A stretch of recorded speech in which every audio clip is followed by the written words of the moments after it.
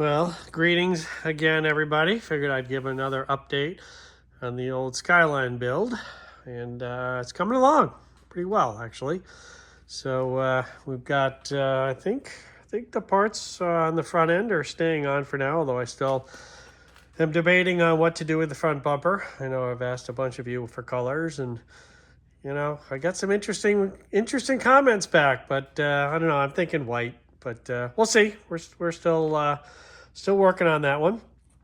But we did add the some toe rings up front. One of the plans, because of the twin plate ATS carbon clutch, we figured it'd be better to winch the car onto the trailer rather than drive it on. So we needed a front place to do that. So we welded up these guys, and the nice thing about them is that they are removable, so I can spin them on or take them off. So that actually came out pretty good, actually.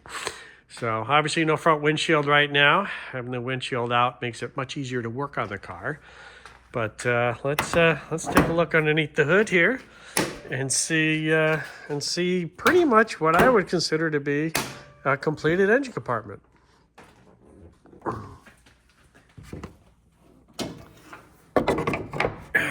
Alrighty, so there's the beauty. Of course, the air filter's just stuck on there right now. We're gonna figure out something different with that. But geez, last time I think I updated this, I don't think we had a cold side of the motor put together yet. So we've got that all put together with all of our nice Hypertune products on there, as well as our HKS VCAM setup as well. So I think I did talk about the setup with the HKS and the fact that the radiator basically has all of the main lines, the intake lines going into the radiator, basically individualized. So that's kind of a look at that with the drive-by-wire Bosch setup. The intake with the bleed wires going to the rear to the swill tank, which then also has a fitting that goes down, and I'm not sure if you can see it, but the work that Bob did to add to my lower radiator hose, so that this way, that's the return from the swill pot. So, but yeah, no, I think it's coming along pretty well. We got the 3.5-inch exhaust downpipe is jet hot coated, so that we should try. Again, we're trying to minimize heat under the hood here. Again, still with the Funk turbo wrap as well. So, but yeah, all the lines are on, and I think we're in pretty good shape. I mean, fuel lines are in. There's an awful lot of hoses in this car, but I think it's coming out pretty well, I'd have to say. We did actually enclose as best we could the radiator, a bit of a shroud on the sides and in the front there to make sure that we could funnel as much air through the radiator as we could. Although this is a really, really nice radiator, it's still nice to have everything moving well through there. So still waiting on, I still need to figure out the color codes for the wiper motor. Not that that's a huge concern, but it is something that needs to be figured out. So, but and got the carbon hood, but got the old heat tape on there for the heat from the turbo and downpipe. So cleaned up a bunch of stuff, although there's still a lot going on under here. But that is what it is. I mean, it's a race car. There's no place to hide anything. The pedal box is all done. We got all the proper sized master cylinders. Unfortunately, we had to lose the big brake kit on the back because Tilton was not very happy with that configuration. He said I had too much brake in the back, so I had to go back to the setup that actually came with the car. So, but this is kind of how it's all going here. And look inside here. We got the brakes that Bob had powder coated for us and rebuilt them all for me, and all set on there. We still need to finalize the front suspension. We got to get the alignment all done. And of course that rod is not going to work for suspension. So we're still working with Motion Control Suspensions out of Atlanta, Georgia. and or out of Georgia anyway, to come up with the best setup for the car. So let's take a little bit more of a look here. So steering wheel's all set. This car will only be shifted by paddles and with an air shifter. And this is a CarTech infrared wireless controls on the steering wheel.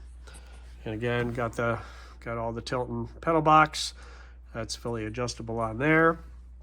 We have got the e-brake going with its own separate master cylinder, but basically T-tapping into the rear brake line. So there'll be no regular drum style e-brake in this particular car. So, but the dry sump tank is full. It's got 8 quarts of oil in it, and so far nothing's leaking. Of course, last minute addition, I did not necessarily realize or think ahead enough to think that I had to put a hole in the floor and a drain so that I could drain the tank. So I took care of that. Got to put a plug in there. Pretty much all set with the wiring. Haven't hooked up the negative on the battery yet. I'm a little nervous about that, but that's just part of the fun, I guess. So got the polycarbonate Lexans temporarily in, and the doors are on, and the glass is in, and window cranks and latches are all in. So we're in pretty good shape there. Like I said, in the rear, we actually had to go back to the actual setup that came on the car when we bought it. And I believe this is an R33 V-Spec setup with front and rear Brembos, 2-pot in the rear, and much smaller rotors than I had before. From what I understand, I do have an adapter kit from Omega Racing out of Australia that would allow me to put on an Evo, say, 5 through 9 rear Brembo 2-pot, and then use the 2-piece 350 millimeter rotors that I bought. But for now, this is fine. We just got to get this thing done. So exhaust is all up and hung, and with the coverings and stuff, pretty good shape there. Again, got the rear window pretty much where it needs to be. Gonna just have to pull off all of the blue stuff there. For now, we're running the factory rear trunk. We did add the carbon underwing lip, which has been proven to give better downforce. Apparently the lip above the wing actually slows the car down. It does not help. So we put that on there. Although we do have a carbon trunk coming in, and the carbon trunk is coming in because we're also adding a very large wing down the road once we sort the car out, and there's going to be a 74-inch wide wing that will be at the same height as the roof. And of course, at that point, we'll have to notch the trunk so we can get the down mounts to the frame of the car for strength on that. So that stuff is all still coming in. So, but yeah, that's kind of where we are right now. The everything else is in, and actually, let me bring the car up again so we can take a look underneath, and you can see the beautiful Kiwi CNC front diff and oil pan that is on the car. That came out really, really well. But let's take a peek under there and see what's going on.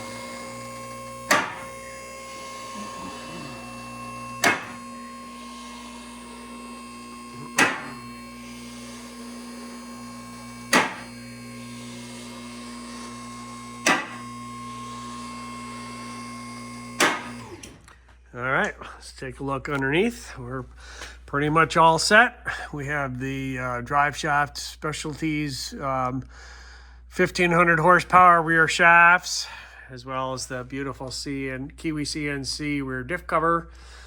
The drive shaft specialist 1-piece aluminum drive shaft. Here's another shot of the side exhaust. That, of course, Bob did a beautiful job stainless welding everything, but then, of course, everything moved, so I had to notch it, and now I still have to weld that back up again. But everything's all set with the transfer case. The transfer case has 2 extra clutches in it from Skyline Shed out of Australia for racing. So that should be interesting to feel how that hooks up.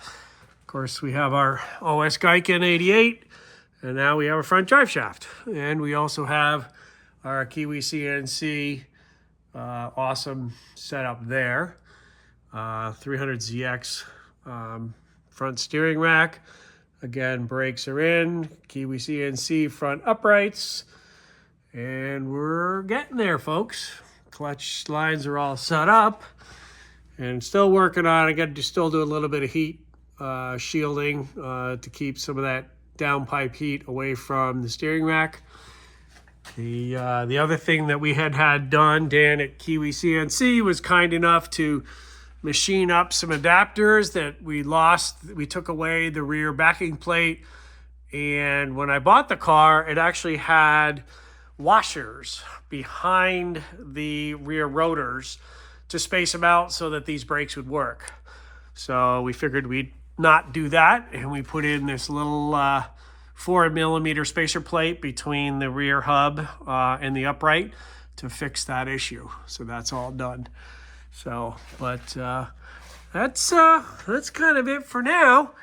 We're getting there. Again, taking another beautiful look at this, the oil pan and front diff. Again, we've got the drive shaft specialties, 1500 horsepower front half shafts.